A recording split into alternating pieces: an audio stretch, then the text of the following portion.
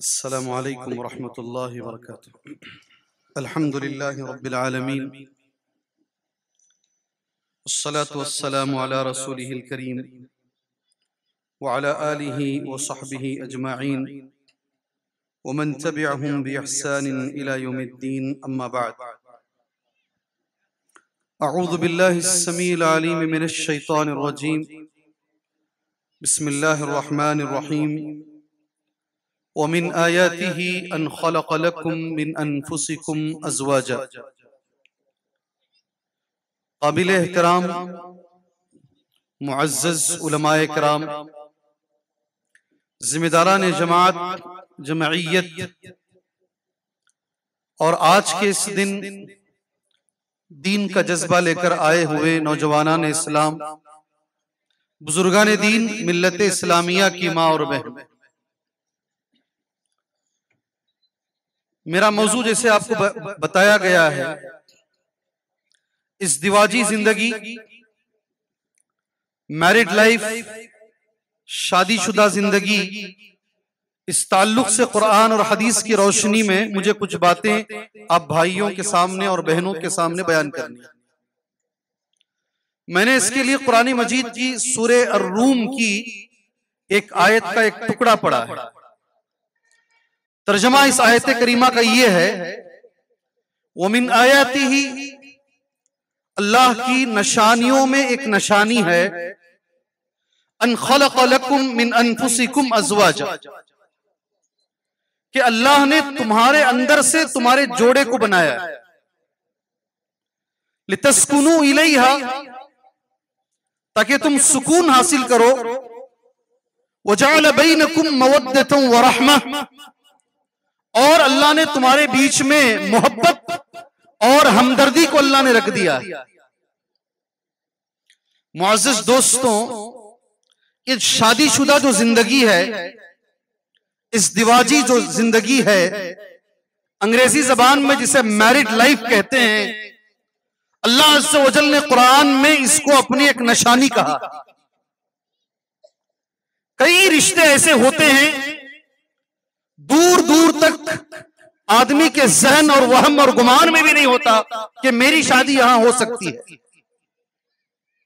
अल्लाह की मर्जी से, अल्लाह तबारक व तआला की मशीयत से इंसान की शादी वहां होती है। इसलिए अल्लाह तबारक व तआला ने यह शादीशुदा जिंदगी को अपनी एक निशानी कहा। कुरान में सूरह रात के अंदर एक दूसरी आयत करीमा है इस शादीशुदा जिंदगी के बारे में।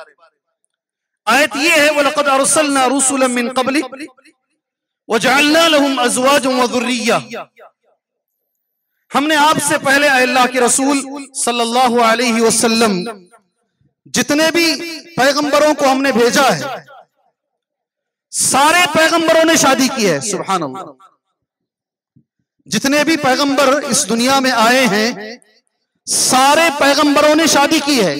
गौर करें इस बात पर। इमाम कुर्तुबी रहमतुल्लाहि अलैह कहते हैं, हादिही सुन्नतुल मुरसलीन, शादीशुदा जिंदगी, शादी करना, इस दिवाजी जो जिंदगी है, ये 1 लाख से ज्यादा नबियों की सुन्नत है।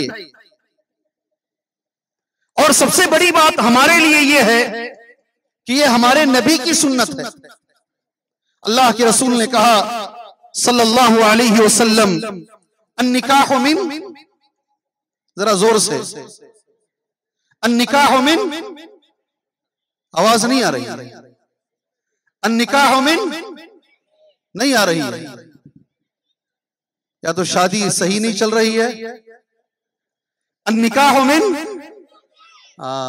जिसकी नहीं हुई वो जोर से बोल रहा है जी। अन्निकाहु मिन सुन्नती, निकाह करना मेरी सुन्नत को अदा करना है।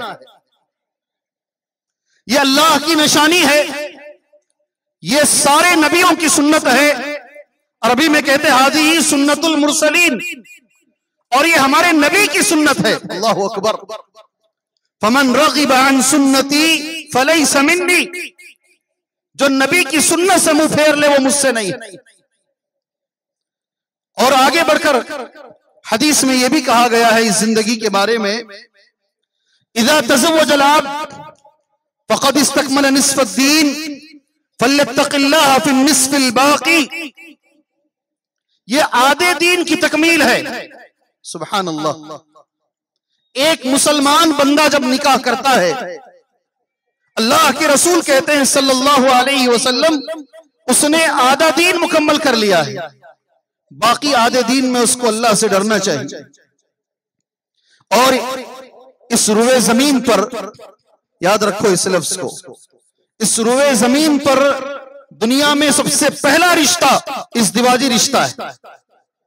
माँ का रिश्ता बाद में आया है, बाप का रिश्ता बाद में आया है, बेटे और बेटी का रिश्ता बाद में आया है। पहला रिश्ता जो इस सरजमीन पर उतारा गया वो मियां बीवी का रिश्ता है। अल्लाह अज़्ज़ व जल ने कुरान में साफ लफ्जों में कहा, इहबिता, दोनों नीचे उतर जाओ। दोनों को नीचे उतारा गया, रुए जमीन पर पहला रिश्ता है। आप याद रखें कितनी फजीलत है इसकी। अल्लाह की निशानी, नबियों की सुन्नत, अल्लाह के रसूल की सुन्नत, आधे दीन की तकमील इस रुए जमीन पर, सुभान अल्लाह, ये पहला रिश्ता। यही वजह है मेरे भाइयों, इस रिश्ते की इतनी अहमियत है। अल्लाह के रसूल कहते हैं सल्लल्लाहु अलैहि वसल्लम, सलासतुन हक़्क़ुन अलल्लाहि औनुहुम। 3 लोग दुनिया में ऐसे हैं, अल्लाह पर हक है, अल्लाह पर वाजिब है अल्लाह उनकी मदद करे। सुभान अल्लाह। समझ रहे हैं मेरी बात को? मेरी बातों को समझ रहे हैं? 3 लोग दुनिया में ऐसे हैं, अल्लाह पर हक है कि अल्लाह उनकी मदद करे। हम पर हक है, हमने नमाज़े इशा पढ़ी, हमने नमाज़े मगरिब पढ़ी, अल्लाह पर हक है कि अल्लाह ये तीनों की मदद करे। कौन लोग हैं वो? सबसे पहले अल्लाह के नबी ने कहा सल्लल्लाहु अलैहि वसल्लम, अल मुजाहिदु फी सबीलिल्लाह, अल्लाह के रास्ते में जिहाद करने वाला अल्लाह पर हक है कि अल्लाह उसकी मदद करे। दूसरा, अन्नाकिह अल्लज़ी युरीदुल आफाफ, वो निकाह करने वाला जो जिना से बचने के लिए, गुनाह से बचने के लिए, अपने आप को पाक और साफ रखने के लिए, पाक दामनी की नीयत से जो भी निकाह करता है, अल्लाह पर वाजिब है अल्लाह उसके बाद की जिंदगी में उसकी मदद करे। आप अपने आप को पूछ लीजिए, अपने वालिद साहब से पूछिए, अपने खानदान के बुजुर्गों से पूछिए, शादी से पहले उनकी जिंदगी कैसी थी और शादी के बाद अल्लाह अज़्ज़ व जल ने उनकी जिंदगी में कैसी बरकत अता फरमाई। पूछें आप। ये हदीस सही हदीस है। इसकी बरकत यह है कि अल्लाह तबारक व तआला उस जिंदगी में बरकत लेकर आता है जो आदमी सही नीयत से निकाह करता है।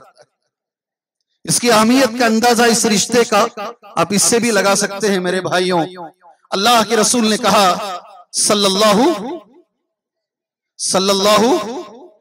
अलैहि वसल्लम, मैं देखना चाहता हूं आप जाग रहे हैं, सो रहे हैं, गरम गरम बिरयानी खाकर जो है आप किस तरफ जा रहे हैं जी। वैसे भी बातें शादी की ही हो रही हैं और बिरयानी भी आप खा चुके हैं। सुभान अल्लाह।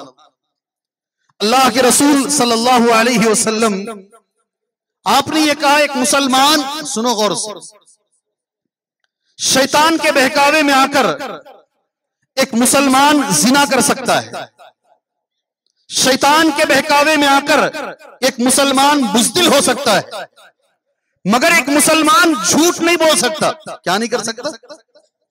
झूठ नहीं बोल सकता। उस पैगंबर के अल्फाज हैं, अगर किसी का रिश्ता टूट रहा है, मियां बीवी तलाक पर खड़े हुए हैं, शौहर तलाक देना चाह रहा है या बीवी खुला लेना चाह रही है, बच्चे एक तरफ, बीवी एक तरफ, शौहर एक तरफ, जिंदगी इस जगह पर आकर खड़ी हो गई है, अल्लाह के रसूल ने कहा ऐसे रिश्ते को झूठ बोलकर मिलाओ, वो झूठ पर तुम्हें सवाब मिलेगा। ये रसूलुल्लाह के अल्फाज हैं। लैसल कज़्ज़ाब, वो आदमी झूठा नहीं है, अल्लज़ी युस्लिहु बैनन नास, जो लोगों को मिलाने के लिए, लोगों में इस्लाह पैदा करने के लिए, मियां बीवी के रिश्ते को मिलाने के लिए झूठ बोलता है, उसके झूठ पर उसे सवाब मिलेगा। और ये भी आप जानते हैं इस रिश्ते के ताल्लुक से, जी हाँ, ये बातें सिर्फ सुन के उठकर जाने के लिए नहीं, हो सके तो जिंदगी में किसी का रिश्ता मिलाओ, तोड़ने की कोशिश न करो। अक्सर लोग, अल्लाह ताला इनकी हिफाजत फरमाए, गीबतें कर करके, इधर का उधर, उधर का इधर कर करके रिश्तों को ऐसी जगह पे लाके खड़ा कर देते हैं, शायद कोई महीना ऐसा गुजरता होगा, बल्कि आजकल तो कोई हफ्ता, जब लोग आकर बैठकर, कभी वो लड़की बोलती है मुझे रहना नहीं है, कभी लड़का बोलता है मुझे रहना नहीं है। छोटी छोटी बातों पर इतनी अहमियत कि अल्लाह के रसूल कह रहे हैं सल्लल्लाहु अलैहि वसल्लम, झूठ बोलकर इस रिश्ते को मिलाओ। और सही मुस्लिम की हदीस अब सभी लोग जानते हैं, शैतान के कारनामों में सबसे अहम और सबसे बड़ा कारनामा यह है मियां बीवी को तलाक करा दे। हदीस के अल्फाज आपके लिए मैं नोट करके लाया हूं। अन जाबिर इब्न अब्दुल्लाह, जाबिर बिन अब्दुल्लाह रावी हदीस हैं, अन नबी सल्लल्लाहु अलैहि वसल्लम, अल्लाह के रसूल ने फरमाया सल्लल्लाहु अलैहि वसल्लम, इन्न शैतान यदउ अर्शहु अलल मा, शैतान अपने अर्श पानी पर बिछाता है, तुम यबातु सराया, फिर अपने चेलों को भेजता है कि वो लोगों में जाएं और लोगों को गुमराह करें। एक चेला आकर शैतान का कहता है मैंने फला काम किया है, मैंने फला काम किया। शैतान उसे, इब्लीस क्या कहता, मां सनाता शैया, तूने कोई कारनामा नहीं किया है। और एक उसमें से चेला आकर, अरबी में अल्लाह के रसूल के अल्फाज ऐसे हैं, वो कहता है सुभान अल्लाह, वो यजीउ अहदुहुम फयक़ूलु मा तरक्तुहु हत्ता फर्रक़तु बैनहु व बैन अहलिही क़ाल फयुक़र्रिबुहु व युदनीही व यल्तज़िमुहु व यक़ूलु नअम अंत। ये हदीस के अल्फाज हैं, ये हदीस के अल्फाज हैं, समझो इसे। उनमें से एक चेला आकर कहता है मियां बीवी को इतना लड़ाया मैं, शौहर को मैं इतना गुस्सा दिलाया, बीवी को मैं इतना गुस्सा दिलाया, ये दोनों लड़ते लड़ते लड़ते आपस में दोनों ने अपने आप को अलग कर लिया, शौहर की जबान से तलाक का लफ्ज निकल गया। शैतान क्या करता है मालूम, फयुक़र्रिबुहु, अपने करीब करता है, वो युदनीही, और करीब करता है, वो यल्तज़िमुहु, और चिमट जाता है, और फिर शैतान उससे कहता है तूने कारनामा किया। शैतान के कारनामों में बहनों तुम भी गौर से सुनो, और मेरे भाइयों तुम भी गौर से सुनो, शैतान के कारनामों में यह बहुत बड़ा कारनामा है कि वो मियां बीवी को अलग कर दे। ये अल्लाह के रसूल कहते हैं सल्लल्लाहु अलैहि वसल्लम। इस रिश्ते की इतनी अहमियत, सुभान अल्लाह, ये अल्लाह की निशानी, नबी की सुन्नत, नबियों की सुन्नत, आधे दीन की तकमील, इसके लिए झूठ जायज, और ये शैतान के कारनामों में सबसे बड़ा कारनामा है।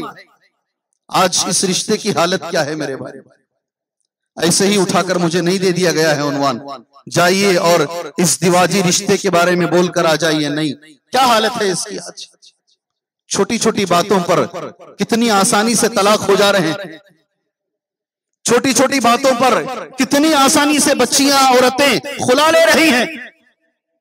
अल्लाह के नबी ने कहा सल्लल्लाहु अलैहि वसल्लम, वो औरत जो बगैर सबब के शौहर से तलाक मांगती है, वो औरत जो बगैर सबब के शौहर से तलाक मांगती है, उसे जन्नत की खुशबू भी नहीं मिलेगी।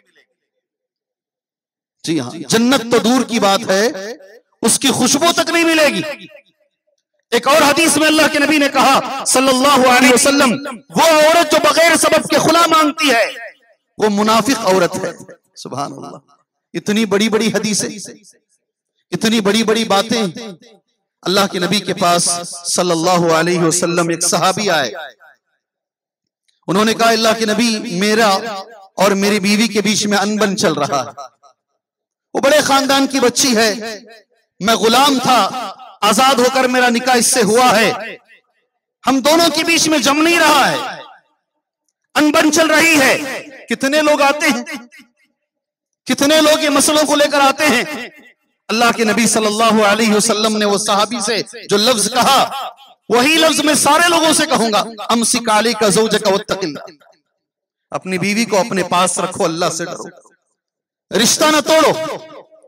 रिश्ता ना तोड़ो। आज माफ कीजिए मेरे भाइयों, आज तलाक की शरह बहुत ज्यादा है, खुला उसकी शरह बहुत ज्यादा, और खास तौर से पढ़े लिखे बच्चों में जो जितना ज्यादा बहुत सारी परेशानियां हैं, उनमें से एक बड़ी परेशानी यह है रिश्ते निभ नहीं रहे हैं, रिश्ते चल नहीं रहे हैं। अक्सर बच्चियां बहुत पढ़ने के बाद, अक्सर पढ़ी लिखी बच्चियों के रिश्ते नहीं चल रहे हैं। जो बच्चियां कम पढ़ी हुई हैं कैसे भी रिश्ते निकल जा रहे हैं, जिंदगियां बन जा रही हैं। कितने डॉक्टर बच्चियां ऐसी हैं सेट नहीं हो रहा है, शादी होकर 6 महीने के बाद रिश्ते टूट जा रहे हैं। जाइए एमएनसी कंपनी में बेंगलोर में सबसे ज्यादा खुला, सबसे ज्यादा तलाक मुसलमान बच्चियों में है और मुसलमान बच्चों में। अल्लाह के नबी ने इतनी अहमियत बयान फरमाई, क्या वजह है मेरे भाई, किस वजह से ये हो रहा। और उससे भी ज्यादा रोने की बात मेरे मोबाइल फोन में है, वो मैंने 3 जगह कहा, ये 4थी जगह कह रहा।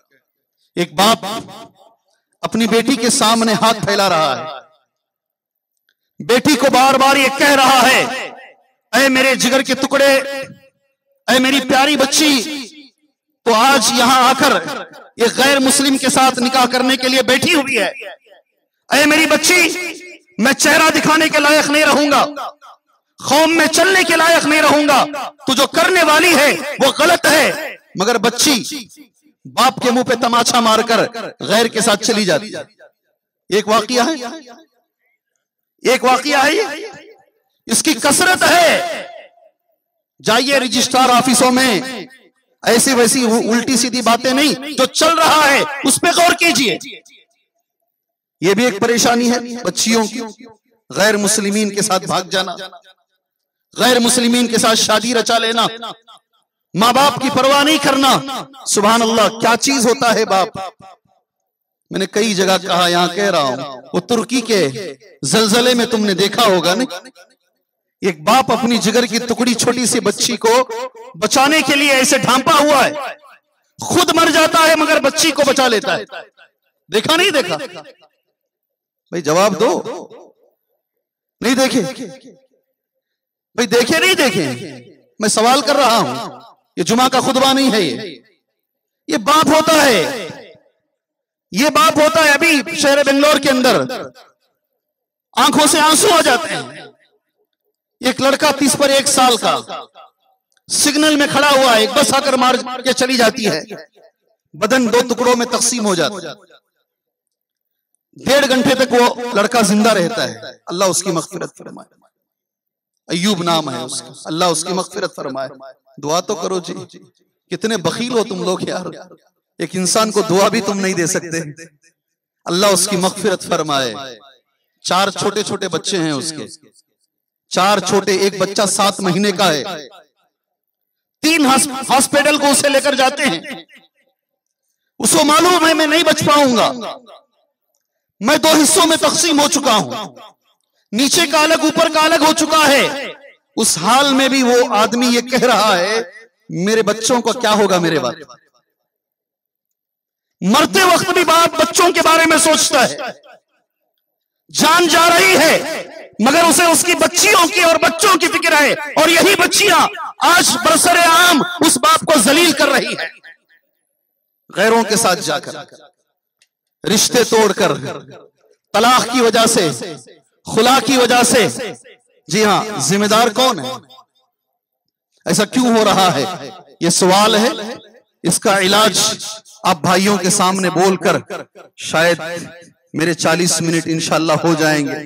मैं अपने 40 मिनट खत्म करता हूं इंशाअल्लाह।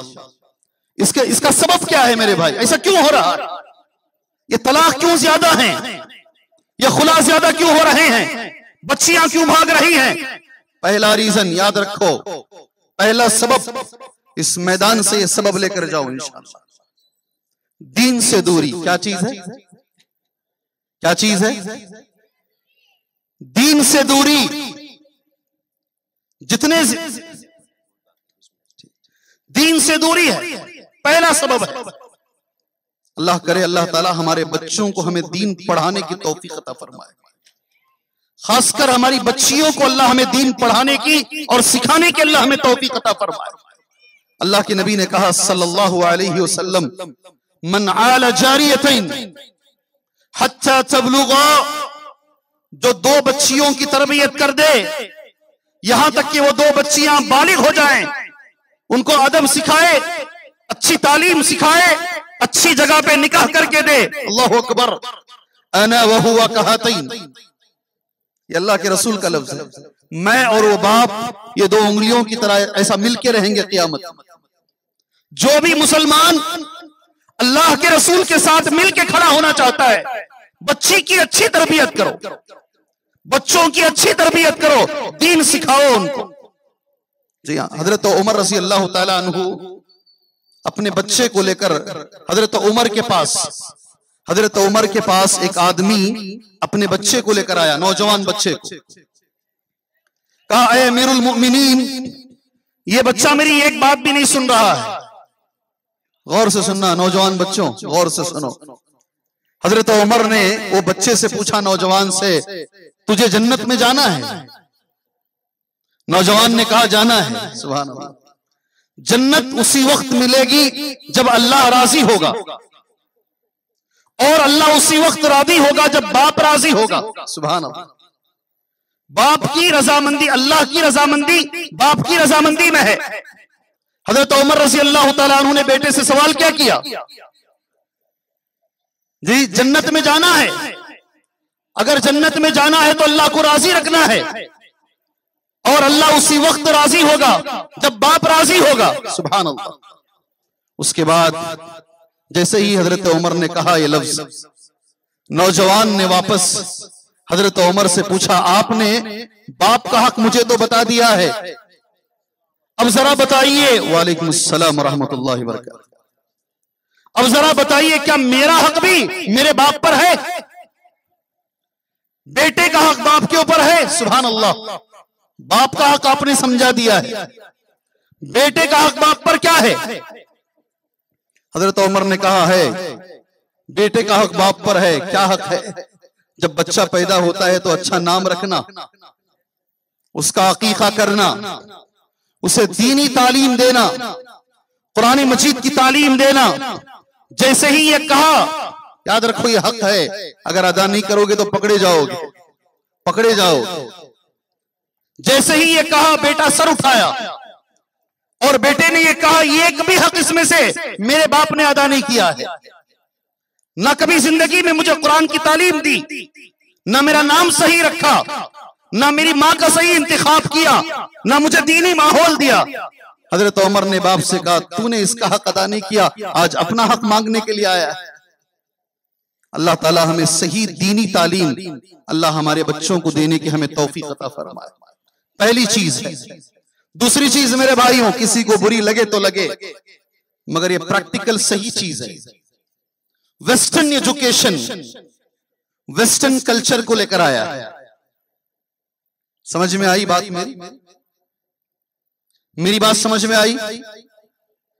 वेस्टर्न एजुकेशन, अच्छी बात, पढ़ो। अल्लाह हमारे बच्चों को, हमारी बच्चियों को दीन और दुनिया में आगे बढ़ाए, मेरी दुआ है। अल्लाह डॉक्टर भी बनाए, इंजीनियर भी बनाए, साइंटिस्ट भी बनाए, और दीनदार भी बनाए। वेस्टर्न एजुकेशन जरूर हासिल करो, मगर वेस्टर्न कल्चर नहीं मेरे भाइयों, वेस्टर्न कल्चर नहीं।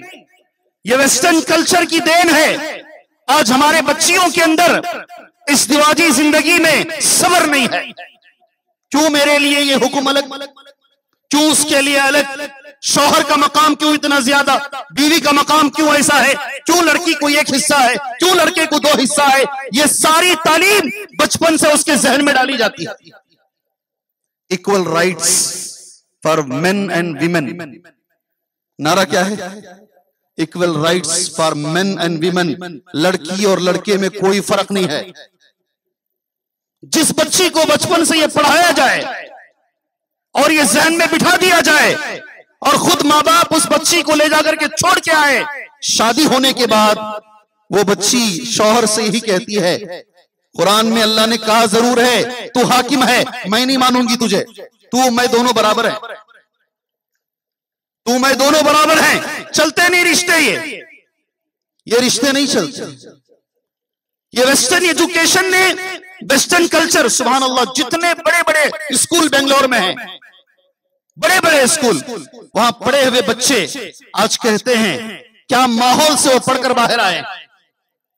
एक बच्चे ने मुझसे कहा बेंगलोर की नंबर 1 स्कूल है, नंबर 1 स्कूल, नाम ले लेंगे तो शायद वो मुझ पे केस भी कर देंगे, इसलिए नाम नहीं लूंगा। उसने कहा कि हमें बाकायदा हमारी बच्ची, अगर मुसलमान बच्ची उस स्कूल में घुटने के नीचे, टखना नहीं, नो टखना, नी, घुटने के नीचे भी अगर वो कपड़ा पहनकर आ जाए, हमारी स्कूल में टेप लेके नापा जाता और कहा जाता घुटने के ऊपर काट कर आओ। ऐसे ही स्कूलों में पढ़ा देंगे आप, और बाद में उम्मीद रखेंगे आपकी बच्ची हजरत आयशा बनेगी, आपकी बच्ची हजरत फातिमा बनेगी, आपकी बच्ची उम्महातुल मोमिनीन बनेगी। तुम्हारे से बड़ा बेवकूफ दुनिया में कोई नहीं। तुमने माहौल ऐसा दिया, घर में बैठकर तुमने माँ बाप बच्चे बीवी सब मिलकर, इस साल बेहतरीन फिल्म आया है, बाप खुद लाकर दिखाता है, बाप खुद लाकर दिखा रहा है। 100 में 90 पर 9 फिल्मों में भागना ही दिखाया जाता है, कैसे लड़का लड़की भागे। आज अगर तुमने जो दिखाया, तुम्हारी बच्ची अगर उस पर अमल कर रही है, तुम्हें दुख क्यों हो रहा है, तुम्हें दर्द क्यों हो रहा है मेरे भाई? असबाब बहुत ज्यादा हैं और उलमाए किराम स्टेज पर आ चुके हैं। इलाज कुछ अल्फाज में बोलकर मैं अपने 40 मिनट इंशाअल्लाह खत्म करता हूं। जी हाँ, ये असबाब बहुत सारे हैं। दीन से दूरी, वेस्टर्न एजुकेशन, वालिदैन का बेजा लाड़, क्या लफ्ज है, माँ बाप का बेजा लाड़। बच्ची को ये बोलकर बाप भेजता है, डरना नहीं, कुछ भी हो तो फोन कर देना, इन्हें नहीं तो दूसरा। कैसा लफ्ज है ये लफ्ज? वालिदैन, ऐसे वालिदैन जो बच्चियों को बेजा लाड़ करते हैं, उनके बच्चे अक्सर निपटे नहीं, अक्सर शादीशुदा जिंदगी इनकी सही नहीं होती है। जी, सारे लोगों को एक हदीस सुनाता हूं। अबू बकर सिद्दीक से हम बड़े नहीं हैं, रज़ी अल्लाहु अन्हु, और बच्चियां हजरत आयशा से बड़ी नहीं है। हजरत आयशा रज़ी अल्लाहु ताला अन्हा सफर में अल्लाह के रसूल के साथ आ रही थी। जी, मदीने से पहले एक जगह नबी ने पड़ाव किया, हजरत आयशा रज़ी अल्लाहु ताला अन्हा का हार गुम गया। अल्लाह के रसूल ने कुछ सहाबा से कहा, जाओ हार ढूंढो। हार ढूंढते गए, नमाज का वक्त हो गया, सहाबा को पानी नहीं मिल रहा है, नमाज पढ़नी है, पानी मौजूद नहीं है। सहाबा पर यह चीज भारी पड़ी, दुश्वार। हजरत अबू बकर सिद्दीक पूरा वाकया देख रहे हैं, ये किस लिए हो रहा है? मेरी बच्ची की वजह से हो रहा है। मेरी बच्ची ने अगर हार नहीं घुमाया होता, ये मसला ही नहीं होता। वो सीधे आते हैं, हदीस में लफ्ज है, हजरत आयशा रज़ी अल्लाह ताला अन्हा की गोद में अल्लाह के रसूल सल्लल्लाहु अलैहि वसल्लम सर रखकर आराम कर रहे हैं। हजरत अबू बकर आकर, सुनो गौर से, हजरत अबू बकर आकर कमर पर हजरत आयशा रज़ी अल्लाह ताला अन्हा को चुबाते हैं, खचोके लगाते हैं। हजरत आयशा फरमाती, मुझे इतना दर्द हुआ मैं बता नहीं सकती। बच्चियों की तरबियत में सहाबा ने यह अंदाज भी अपनाया है। शादी होने से पहले तो दूर की बात, शादी होने के बाद भी हजरत अबू बकर सिद्दीक रज़ी अल्लाहु अन्हु अपनी लाडीली को समझा रहे हैं, मना रहे हैं, और वक्त पड़ने पर सजा भी दे रहे हैं। माँ बाप ये नहीं करते ना, बेजा लाड़। रिश्ते टूटने की एक वजह यह भी है। बहरहाल इलाज क्या है? जी, कितने मिनट में रहे? हो गया तो मैं खत्म कर दूं, 5 मिनट। चलो ठीक, 5 मिनट में जितना मैं बोल सकता हूं बोलकर बात खत्म करता हूं। इलाज क्या है? पहली चीज, जिस लड़की से शादी कर रहे हो, दीन की बुनियाद पर करो। दीन की बुनियाद पर, मेरा लफ्ज नहीं, अल्लाह के रसूल का लफ्ज। कामयाब शादीशुदा जिंदगी चाहते हो, दीन की बुनियाद पर शादी करो, शादी कामयाब होगी इंशाअल्लाह। हदीस बड़ी है, 5 मिनट है, आखिरी का लफ्ज सुन लो। फज़फर बिज़ातिद्दीन तरिबत यदक। सुभान अल्लाह। दीनदार लड़की से शादी करो, तुम्हें कामयाबी मिलेगी, रसूलुल्लाह की गारंटी है। अल्लाह के रसूल ने कहा, साथ में यह भी कहा, इज़ा अताकुम मन तरदौना दीनहु व खुलुकहु, अगर किसी बच्ची को ऐसा रिश्ता आए, ऐसा नौजवान रिश्ता लेकर आए, उसका दीन और उसके अखलाक से तुम राजी हो, सुनो मेरे भाइयों, सुनो अल्लाह के लिए, उसका रिश्ता कर दो, शादी कर दो। मुशरिक भी है, कमाता है, उठा के दे देते हैं। बिदाती भी है, कमा रहा है, उठा के दे देते हैं। शादी होने के बाद वो मुशरिक ये कहता है, ये बच्ची जो तौहीद वाली है, शादी होकर तू इधर आई, चल दरगाह को चलना है, निकल यहां से। क्या करेगी बच्ची हो?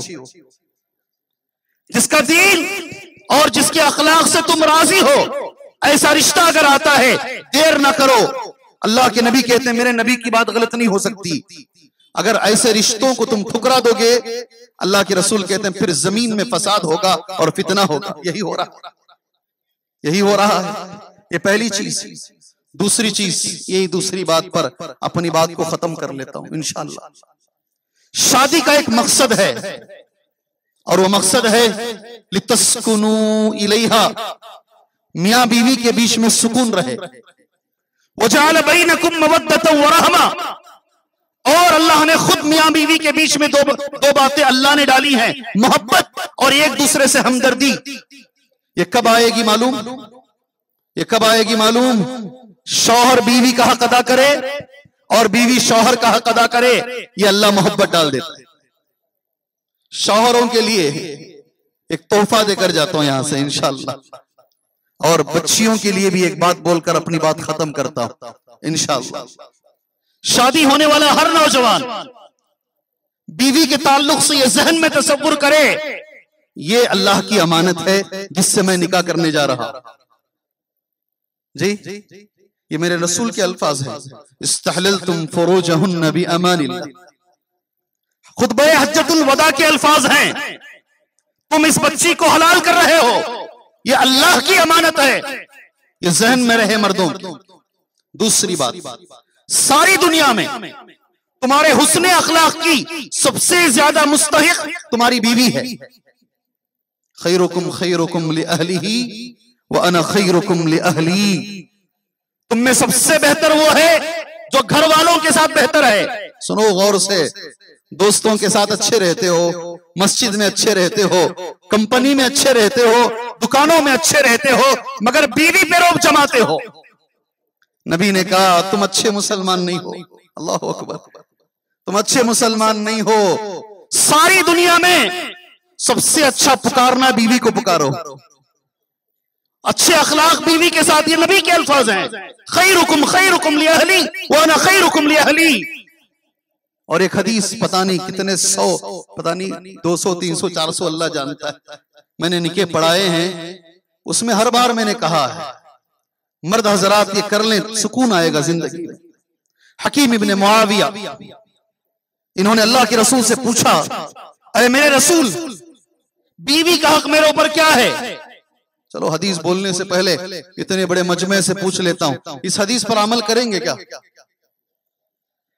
कहां लाखों सपड़ा है हमने आज भाई, इस हदीस पर अमल होगा? जरा हाथ उठाकर जी, अल्लाह आपको अमल की तौफीक अता फरमाए। अंतुतईमहा इज़ा तअमत, जो तुम खाते हो अपनी बीवी को खिलाओ, खुद जाके अच्छी अच्छी होटलों में खा लो, और बीवी को जो है हमेशा वही खिलाओ। ला यजूज़, जायज़ नहीं है। हाथ उठाकर गवाही दिए हैं, वो तक्सुहा इज़ा तसैत, जो पहनते हो बीवी को पहनाओ। वही दो हो गए। तीसरा, वला तस्रिबिल वज्ह, चेहरे पे कभी हाथ मत उठाओ। बोलो इंशाअल्लाह। नहीं बोल रहे हैं, 5% से ज्यादा बात ही नहीं कर रहे। अभी ज्यादा बोलूंगा तो उठ के चले जाएंगे सीधा यहां से, कौन सी परेशानी में आके सपड़े हैं। वला तस्रिबिल वज्ह, मत मार बीवी को, रसूलुल्लाह कह रहे हैं। वला तुकब्बिह, चार लोगों के सामने बीवी को बुरा भला ना बोल, माँ को बच्चों के सामने मत डांट, माँ को बच्चों के सामने ना डांट। ये भी हदीस है, 4 किताबों में है, अबू दाऊद, तिरमिजी, मुस्नद अहमद, तरगीब और तरहीब, और दुनिया के सारे उलमा ने इसे सही कहा। आखिरी बात, वला तहजुर इल्ला फिल बैत, अनबन कभी कभी होगी, घर में मसले को हल कर, बाहर वालों को अंदर मत बुला।